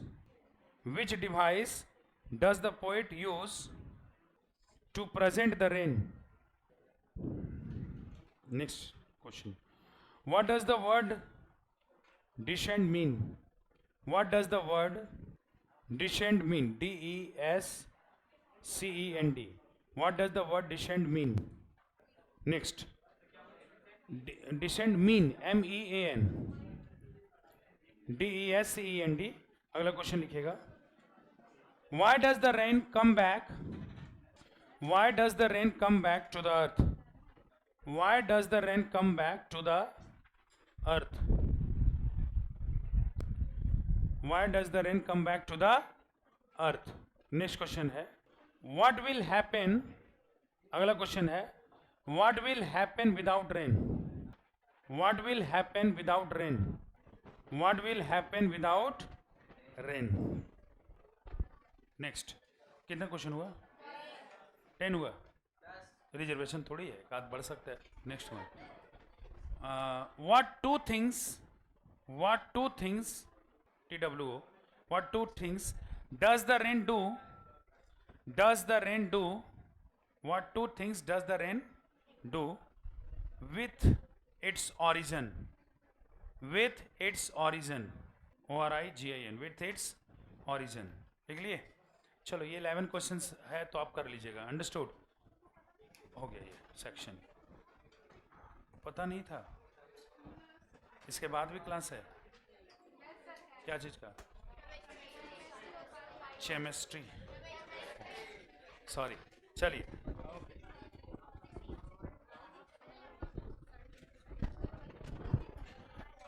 Literature का section over. ये poem आप खुद से कर लीजिएगा और लाइफ टाइम आपके ब्रेन में रहेगा. अब क्वेश्चन ये है मेरा कि लास्ट क्लास में ग्रामर का अपडेट दीजिएगा थोड़ा. Active and passive. Okay, active and passive जो आपको अच्छा कन्वर्सन दिए थे, आपको कन्वर्ट करने दिए थे हम.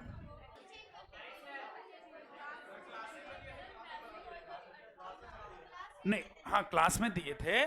तो क्लास में आपको सिर्फ टेंस का दिए थे या सब चीज का? एक मिनट हम बताते हैं. आज मॉडल चालू करेंगे इसीलिए. अच्छा इतना ही दिए थे. अच्छा ये रिक्वेस्ट का, ऑर्डर का, एडवाइस का ये सब बताएं क्या? बता दिए.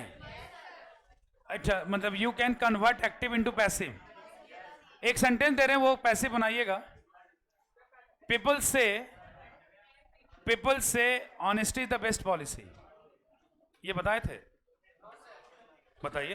तो इसका पैसिव बताइए. आपका वॉइस कंप्लीट है. बनेगा?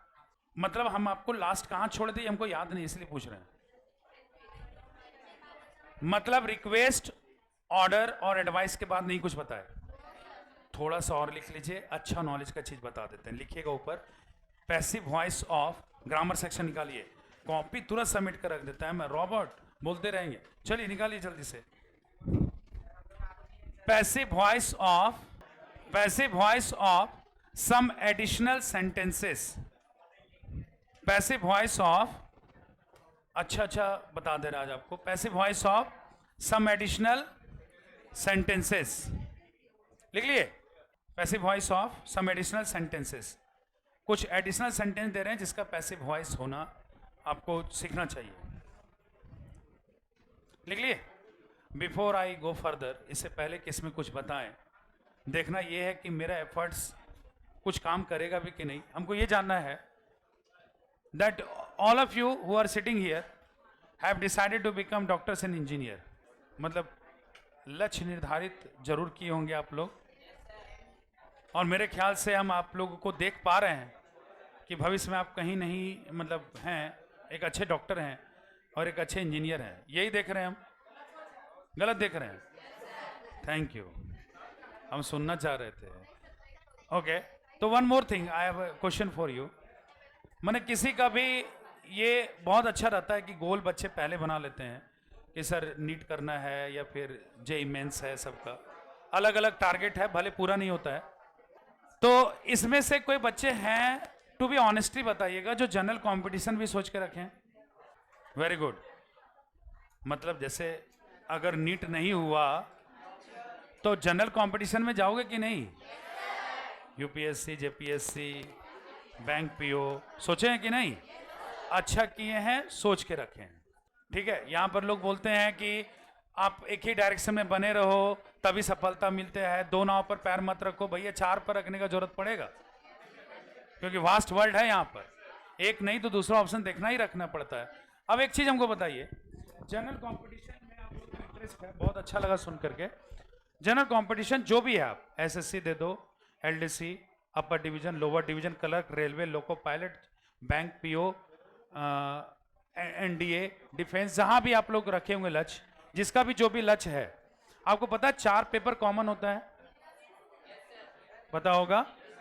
4 पेपर जो कॉमन होता है उसमें होता है मैथमेटिक्स, 11-12 का नहीं, कंफ्यूज मत रहिएगा, 10th लेवल का, जीएस, उसको आप एक बुक पढ़ लो, प्रतियोगिता दर्पण, अप टू डेटेड रहोगे। ठीक। तीसरा रीजनिंग, चाचा के, दादा के, मौसा के, फूफा से आपका क्या संबंध है, that is. And one more major paper is that English, not grammar, grammar मत बोलिए, इंग्लिश बोल दीजिए, उसमें सब शामिल है। और आपके कोई ना कोई सीनियर होंगे जो जनरल कंपटीशन की तैयारी कर रहे होंगे दूर में ही, उनसे पूछिएगा कि सबसे ज्यादा डैमेज कौन कर देता है। एक्चुअली इंग्लिश कर देता है, क्योंकि मैथ तो ब्लड में आप लोग का, और वो भी क्लास 10 का बात करेंगे तो है। बिहार झारखंड में मैथ का नहीं सोचना पड़ता हमको बच्चों के बारे में। रीजनिंग 3 महीने का क्लास करोगे हो ही जाएगा। प्रतियोगिता दर्पण तो हर दिन पेपर, प्रभात खबर उठा ही लेते हो, तो बचता वही पेपर है जिसमें आप लोग थोड़ा सा फोकस्ड नहीं कर पाए। अब होता क्या है कि देखिए, आपको जो हम सेक्शन दे रहे हैं, अभी आपको हम बताए थे ना, वेंस का मतलब होता है वेयर। एक्चुअली में जो वॉइस का सेक्शन है आपका, वॉइस जो हम आपको पढ़ाए, उसमें से 10th तक जो आपको हम पढ़ाए थे, वो जैक के सिलेबस में आ सकता है, वो जैक आपसे पूछ सकता है। आप उसके ऊपर जो भी जा रहे हैं, वो आज आपको लग रहा होगा काम नहीं आएगा, बट बिलीव मी, वो आपको कहीं ना कहीं आगे जा करके जब जनरल कंपटीशन का इंग्लिश पढ़ोगे ना, तो आपको लगेगा कि नहीं सर आए थे और कुछ दे के गए थे, ये सब हमको जानना चाहिए था, ये आपके लिए वैल्यूएबल है। अंडरस्टैंड? हम आपको जो एडिशनल सेंटेंस लिखा रहे हैं, वो थोड़ा सा हर एक कॉम्पिटिटिव एग्जामिनेशन का जो सिलेबस होता है वो अलग अलग होता है। मान लीजिए कोई लोको पायलट में है तो उसका सिलेबस बंधा हुआ कि यहीं तक आएगा इंग्लिश में, लेकिन आपको जो हायर लेवल एग्जामिनेशन हो गया उसमें थोड़ा सा लेवल ऊपर कर देता है। इसीलिए हम आपको क्या बता दे रहे हैं, वॉइस का कुछ एडिशनल जो अभी नहीं बाद में काम आ जाएगा। पहला एग्जाम्पल लिखिएगा, ऊपर लिखे ना एडिशनल, पहला एग्जाम्पल लिखिएगा। पीपल से लिखे SAY, honesty is the best policy. People say honesty is the best policy, honesty is the best policy. किया? फुल स्टॉप कर दो।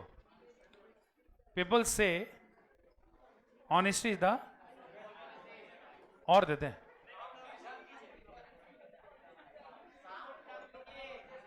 ठीक तो है? बहुत अच्छा है, बहुत अच्छा है। हम तो डबल स्पीकर लगा के नहीं खड़े, हम तो डबल स्पीकर लगा, 12 में तो डबल स्पीकर लेते हैं। People say honesty the best policy. सुन लिया आप सेंटेंस को? आप ध्यान दीजिएगा थोड़ा कि इस सेंटेंस को हम लोग पैसिव कैसे कन्वर्ट कर देंगे सर। इसमें तो लोग कहते हैं ऑनेस्टी द बेस्ट पॉलिसी, अगर हम लोग सेंटेंस को बनाएंगे तो सर नॉर्म्स के अनुसार से ऑब्जेक्ट पहले आता है।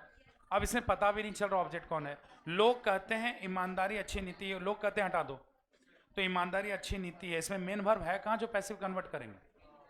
According to norms. अगर जब हम लोग बनाते हैं, जैसे अगर सेंटेंस आया I give U a mango, I like a mango, तो इसमें हम लोग को लाइक मिलता है, मैंगो मिलता है, तो मैंगो ऊपर करते हैं, simply mango is like by me. लेकिन ऑनेस्टी द बेस्ट पॉलिसी को कैसे कन्वर्ट करेंगे? इसमें तो कोई ऑब्जेक्ट है ही नहीं ना, इसमें मेन वर्ब है सर। सेंटेंस क्या लिखा हुआ है? People say honesty the best policy. अगर कोई भी सेंटेंस आपका आता है पीपल से के हिसाब से और इसको अगर आपको कन्वर्ट करना है किस में, पैसिव में, तो इसका नॉर्म्स बताते हैं। नीचे एग्जांपल लिखिएगा, नीचे इसका passive. It is said that, it is said that, it is said, SAID, it is said that honesty is the best policy. It is said that honesty is the best policy. मतलब इसको समझिएगा, अगर आपका कोई भी sentence किससे चालू हो रहा है, पीपल से, लोग कहते हैं ईमानदारी अच्छी नीति होती है, आप जब इसका पैसिव बनाएंगे पीपल से को कन्वर्ट कर दो किस में, इट इज सेड में, ये कहा जाता है honesty is the best policy, people हट जाएगा। अगर मान लीजिए सेंटेंस आया people believe the earth is round, people believe the earth is round, तो आप क्या बना लीजिएगा, it is believe that the earth is round. यानी कि सर अगर अब हमारे पास सेंटेंस ऐसा आता है कि जिसमें कंफ्यूज करने के लिए, वॉइस का थोड़ा सा लेवल ऊपर रखने के लिए अगर कोई पूछता है हमसे कि पीपल बिलीव या पीपल से, तो हम लोग इसका इजीली हम लोग क्या बना लेंगे, पैसिव। नेक्स्ट सेंटेंस लिखिएगा, ये फर्स्ट था, ठीक है। अगला सेंटेंस लिखिएगा, आई give her a mango, I give her a mango, इसका पैसिव बना दो, 5 रुपए का डेयरी मिल्क खा लो हमसे, 5 ही रुपए का देंगे। जो बात है क्लियर है, बड़ा वाला 10 रुपए वाला नहीं दे पाएंगे, चेंज नहीं है मेरे पास। फोन पे इस्तेमाल नहीं करते हम, ये एहसान 5 मिनट नहीं बोलेंगे। चल ठीक है, आई गिव हर ए मैंगो नहीं ना बना, आपसे नहीं बन पाएगा, देख लो। अच्छा, आई give her a mango, problem क्या आ रहा है, सेंटेंस में कुछ तो नहीं है, बन तो जाना चाहिए था आपसे। See what is the sentence, I give her a, ठीक है सर। एक्चुअली में इसका पैसिव हम जब बनाएंगे तो आपने कहा था कि किसको स्पेशलिटी दो, ऑब्जेक्ट को। गिव तो प्रेजेंट में पता है ना, प्लीज देखिएगा ध्यान से, a mango is given by me, ये कहां गया, टू हर, थोड़ा सा गए लेकिन कैडबरी मिल्क नहीं मिल पाएगा। अच्छा एक काम करते हैं, एक चीज समझिएगा प्लीज, थोड़ा ध्यान दीजिए, हम लोग इसको ऑब्जेक्ट मानते हैं, ठीक है, इसको टॉप पर लाते हैं, she is given a mango by, अब बन गया। एक्चुअली में समझिएगा बात मेरा, जो आप बोले गलत नहीं है, थोड़ा सा कहां गलती हम बताते हैं आपको। जैसे आई give her a mango, problem इस सेंटेंस का क्या है कि इसमें दो ऑब्जेक्ट हैं, हर भी है मैंगो भी है, तो ऑब्जेक्ट अगर 2 हो तो क्या करना चाहिए, this is called special sentence, इसको हम लोग स्पेशल सेंटेंस में कैटेगरी में लाते हैं। अगर एक ऑब्जेक्ट हो बच्चा बना लेगा, ऑब्जेक्ट को ऊपर कर लेगा, लेकिन यहां प्रॉब्लम क्या है, 2 ऑब्जेक्ट है, तो जब 2 ऑब्जेक्ट रहेगा ना तो आप ध्यान से देखिएगा, एक रहता है डायरेक्ट ऑब्जेक्ट, एक रहता है इनडायरेक्ट ऑब्जेक्ट। मतलब सर, मतलब एक रहता है ह्यूमन बींग्स के लिए यूज किया जाता है और एक नॉन ह्यूमन बींग्स के लिए। देखो आई गिव हर में हर किसके लिए, ह्यूमन बींग्स के लिए है, और एक किसके लिए, नॉन ह्यूमन बींग्स के लिए है। ऑब्वियस सा बात है, अगर हम ए मैंगो को ऊपर लाए तो हम लोगों ने किसको वैल्यू दिया, नॉन ह्यूमन बींग्स को। अगर नॉन ह्यूमन बींग को देंगे तो आप गलत नहीं बना रहे, जरा सा गलती आप क्या किए, आप बनाए ना ए मैंगो इज गिवन, यहीं पर कर देना थोड़ा सा, a mango is given to her by, आप क्या बोले थे sir, a mango is given by me to her, आप ये कर दिए थे लास्ट में। आपको टू हर कहां करना है, मिडिल में ही, आप अपने आप को कहां ले जाइए, सबसे लास्ट में, नॉर्म्स है, नियम है, ठीक। और दूसरा, अगर किसी बच्चे ने, सर ह्यूमन बींग्स को इंपॉर्टेंस देते हैं, ह्यूमन बींग्स को मतलब हम लोग चाहते हैं कि ह्यूमन बींग्स टॉप पर है, मैंगो बाद में देखा जाएगा, तो हम लोग क्या बना दिए, सी इज गिवन, या तो आप बना ही रहे थे, she is given what, a mango by me. Exactly एक और सेंटेंस देखिए, प्लीज देखिएगा ध्यान से, he offered me a job, he offered me a job, क्या बनाइएगा, इसका पैसिव बनाइए, ही ऑफर्ड मी ए जॉब, क्या बनाइएगा, पहला इसका हम लोग जब बनाएंगे, ए जॉब वाज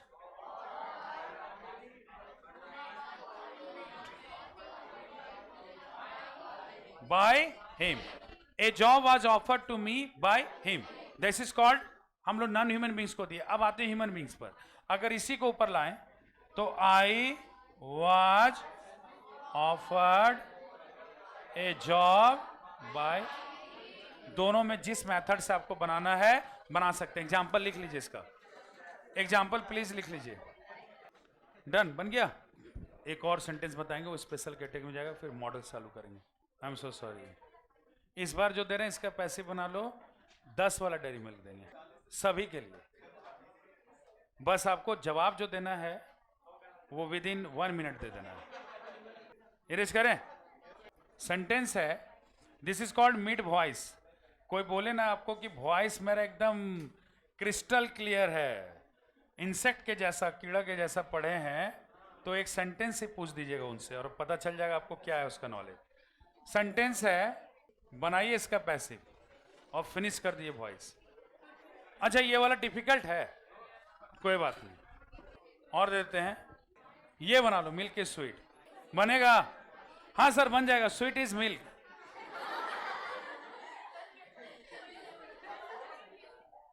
हाँ गूगल पर, बहुत बढ़िया, कितना बढ़िया जवाब दिया यार। ऐसे कैसे जान गया तुम इसका यही वॉइस होगा? मतलब नहीं, हम समझ आया। फूड इज टेस्टी का उन्होंने पैसे बनाया है, फूड इज डिलीशियस। नहीं ठीक है, बेचारा जो देख पाया गूगल, जहां तक उसको हेल्प करना, लेकिन जो आपको गूगल हेल्प किया वो थोड़ा रॉन्ग कर दिया, वो नहीं होगा। हम बताते हैं आपको, हर बार गूगल सही हो, सही भी तो नहीं है। सुनिएगा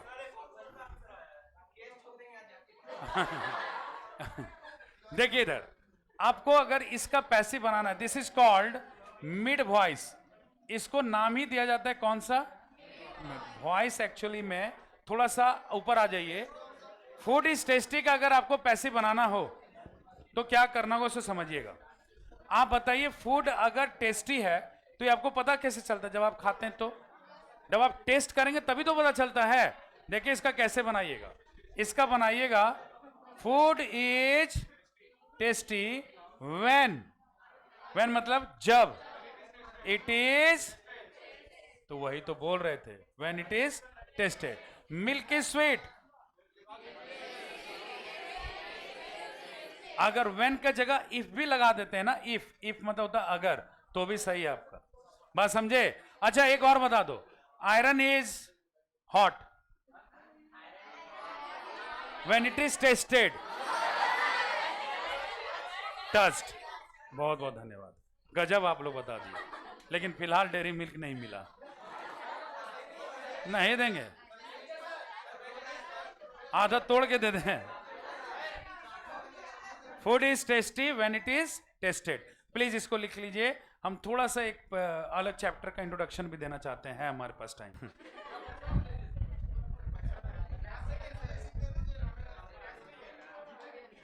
बन गया? कंप्लीटेड? चलिए प्लीज एक चैप्टर का इंट्रोडक्शन ले लीजिएगा, ज्यादा देर टाइम नहीं लेंगे आपका हम। चैप्टर का टाइटल आपका मॉडल्स। आप लोग का क्लास 10 में पता नहीं ये सिलेबस में था कि नहीं? बहुत अच्छा, तब तो और मजा आएगा। जब था तो आप बता दीजिएगा। प्लीज एक चीज ध्यान से सुनिएगा, मॉडल्स आप लोग के चैप्टर मैंने था ये वाला ना, ओके। अच्छा तो मॉडल जो आप लोग को पूछा गया था, फिल इन द ब्लैंक्स पूछा गया था या फिर क्या, कैसे? बहुत अच्छा, fill in the blanks type का था, बहुत अच्छा। तो अच्छा, मॉडल्स को आप लोगों ने मैंने स्टडी किया था या फिर चोरी करते? चलिए एक आध बच्चे चोरी भी करते हैं, मतलब कंसेप्शनली आप लोग नहीं पढ़े थे, कोई बात नहीं। थोड़ा सा हम देखते हैं, जहां तक कोशिश कर पाते हैं आपके लिए मॉडल चैप्टर पढ़ाने का। एक एट फर्स्ट ये समझिएगा, मॉडल्स में आप लोग जो भी मॉडल्स हैं, जितने भी मॉडल्स हैं, कितने मॉडल्स हैं ये सभी जानते हैं आप लोग? 13 कितने मॉडल्स है? Please do not make noise, otherwise I will have to leave the class. आपको कुछ देना चाहते हैं तो ले लीजिए, बाकी हम मिलेंगे नहीं 20 मिनट के बाद, ठीक है? समझिएगा, मॉडल्स के बारे में आप लोग को अगर थोड़ा भी कुछ नॉलेज है तो प्लीज शेयर कीजिए, अगर नहीं है तो कोई बात नहीं, हम हैं यहाँ पर, ठीक है। चलिए समझिएगा हम क्या बोलना चाह रहे हैं आपको। कैन का मतलब समझते हैं? अगर मॉडल्स आपने पढ़ा है तो कैन का मतलब तो आप जानते होंगे, सकना, ठीक है। मे का मतलब सकना ही होता होगा, तभी तो आप बोलते हैं मे आई कम इन, क्या मैं अंदर आ सकता हूं। और माइट का मतलब समझते हैं? MIGHT। पहले ये जानना है कि क्या आप लोग सभी मॉडल से परिचित भी हैं या नहीं है। दैट मीन्स आपका मॉडल बहुत कम लेवल का है। बिलीव कीजिए, मॉडल्स एक एक्स्ट्राऑर्डिनरी चैप्टर है, एक ऐसा चैप्टर जो आपको किसी भी तरह के कॉम्पिटिटिव एग्जाम में काम आ जाएगा। आप जब इंटर करते हैं क्लास में, सिंपल सा एक चीज समझना है आपको, हम बताते हैं कि कैन का मतलब भी होता है सकना, मे का मतलब भी होता है सकना, और माइट का मतलब भी होता है सकना। हालांकि माइट का एक और अर्थ निकलता है, मे का पास्ट है ये, तो सका भी निकलता है, ठीक है।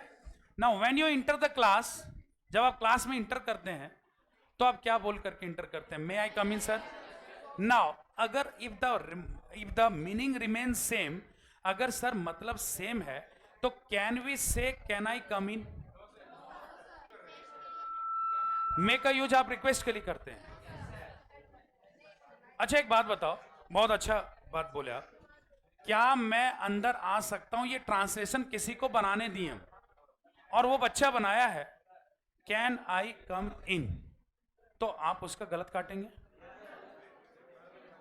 जो आपको लग रहा वही बोलिएगा प्लीज, ताकि हम आपको पढ़ा सके, कुछ समझा सके।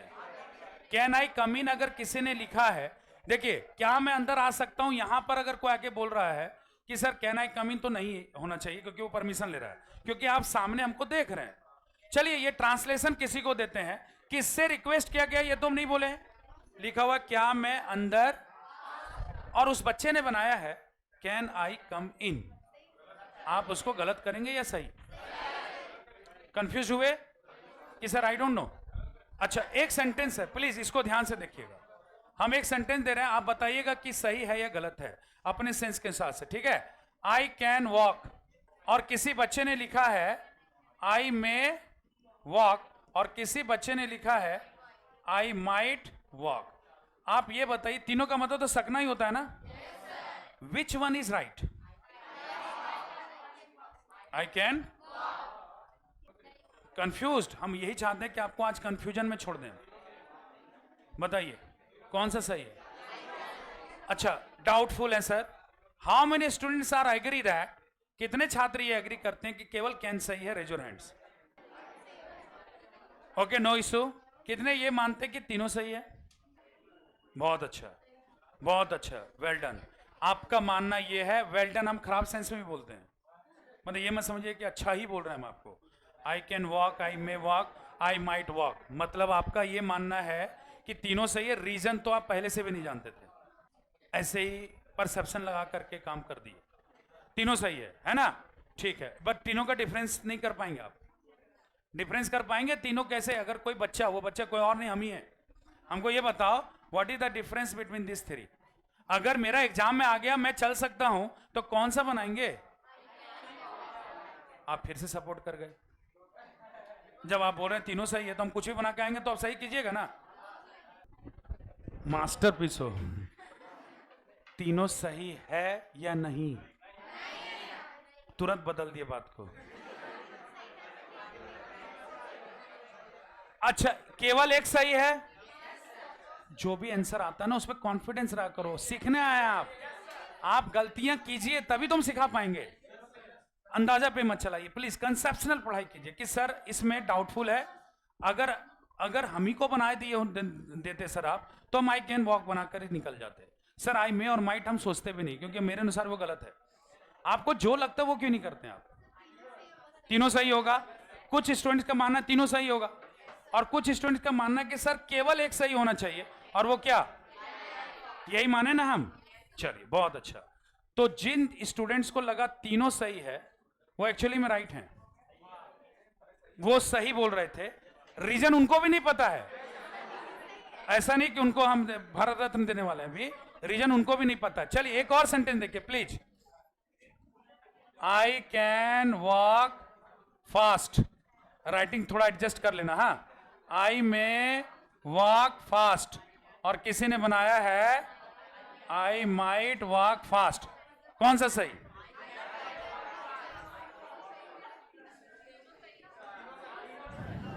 हम बता रहे हैं आपको एक चीज, यहां तीनों सही है। I can walk fast, I may walk fast, I might walk fast, तीनों सही है। लेकिन वहां पर आपको बताना कि कौन सा सही है, मतलब बाकी दो गलत है,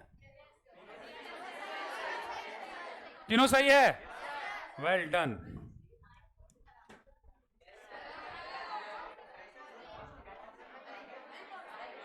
यहां दो गलत है, एक सही है।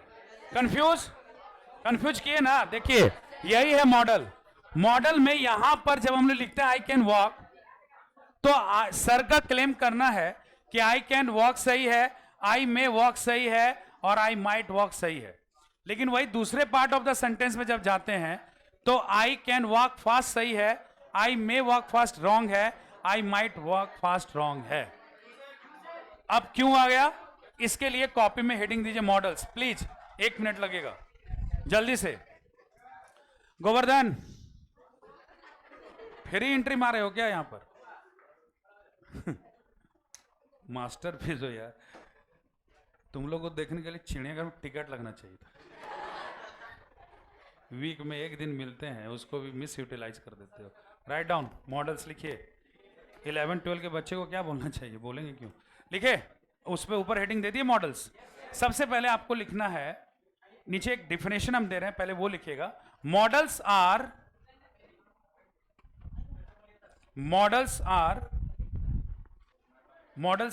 those helping verbs. Modals are those THOSE helping verbs. Modals are those helping verbs. Helping verbs है ये, which can show SHOW, which can show लिखे show, or change CHANG, which can show or change the expression EXPRESSION, the expression of a sentence। Please थोड़ा सा समझिएगा कि हम क्या बोल रहे हैं। डिफरेंस मॉडल्स ऐसे ऑक्सिलरी वर्ब हैं जो किसी भी सेंटेंस का क्या बदल सकते हैं, एक्सप्रेशन का मतलब होता है भाव। समझिएगा, आई कैन वॉक लिख रहे हैं तो इसका भाव अलग है, आई मे वॉक लिख रहे हैं तो गलत, इसका अलग सेंस निकल जाता है। यही सेंस को समझना ही क्या कहलाता है, मॉडल। अगर कोई बच्चा वहां स्टैंड आउट करके बोलता है ना can I come in sir, believe कीजिए वो रॉन्ग नहीं बोल रहा है, बस उसका एक्सप्रेशन अलग है, उसका भावनाएं अलग हैं। मे आई कम इन सर हुआ क्या ना कि आज तक मेमियाते रह गए और कोई बोला नहीं आपको, नहीं तो आप आज तक अलग अलग मॉडल्स यूज कर रहे होते। एक बात बताइए, अगर आपका कहीं पर क्लास, अभी जो बच्चा एंट्री मार रहा था, आपको नहीं लगा कि उसको बहुत बड़ा एक्सक्यूज का जरूरत है कि वो बहुत बड़ा गलती किया है? वो गलती नहीं, अपराध है। कि लास्ट टाइम में किसी भी क्लास में जाते हो तो आपको ये जानना चाहिए कि आप कुछ किए नहीं है, बस आप क्लास के डिस्टर्बिंग एलिमेंट में बन गए। आपका अगर क्लास का टाइमिंग, कोई भी क्लास हो, 9 बजे क्लास का टाइमिंग है, लेट अस अज्यूम 9:05 तक बच्चों का मूवमेंट होते रहता है, 9:10 तक बच्चे का मूवमेंट होते रहता है। कोई बच्चा 10:09 पर एंट्री मार दिया, 9:10 पर वो बोलता है मे आई कम इन सर, आई कैन एडजस्ट और इवन आई कैन डाइजेस्ट, पचा लेते हैं। 9:20 पर एंट्री मार रहा है तो वो लेट नहीं, बहुत लेट है। 9:40 के बाद तो एंट्री ही नहीं मारना चाहिए उसको। 9:20 में अगर एंट्री मार रहे हैं आप और 9:10 में आप एंट्री मारते हैं रेगुलर, आज आपका किसी कारणवश डिले हुआ और 9:20 में एंट्री मार रहे हैं, when you enter the class, जब आप क्लास में एंट्री मार रहे हैं तो व्हाट यू सी, आपने क्या देख रहे हैं, देखा है कि आपके कोई भी टीचर हैं, वो बोर्ड पर कुछ समझा रहे हैं, सारे बच्चे अटेंटिव होकर के बोर्ड पर देख रहे हैं, और उस समय आप क्लास में जब एंट्री मारेंगे, don't you feel that you have disturb not only your teacher but the entire class? आप डिस्टर्ब किए ना सबको। आप वहां पर मे आई कम इन बोल के एंट्री मार देते हैं। झारखंड में यही है, कुछ भी कोई भी टाइम में आ जाओ, मे आई कम इन। अब बाकी को लेकर तो विवाह भवन भी यही है, मैंने एंट्री मार दिया बिना बोले, ठीक है, समझिएगा। तो मे आई कम इन अगर हम लोग बोलते हैं, कहते हैं कॉमन रिक्वेस्ट जब किसी से कर रहे हो ना तो मे आई कम इन बोल के घुस जाओ।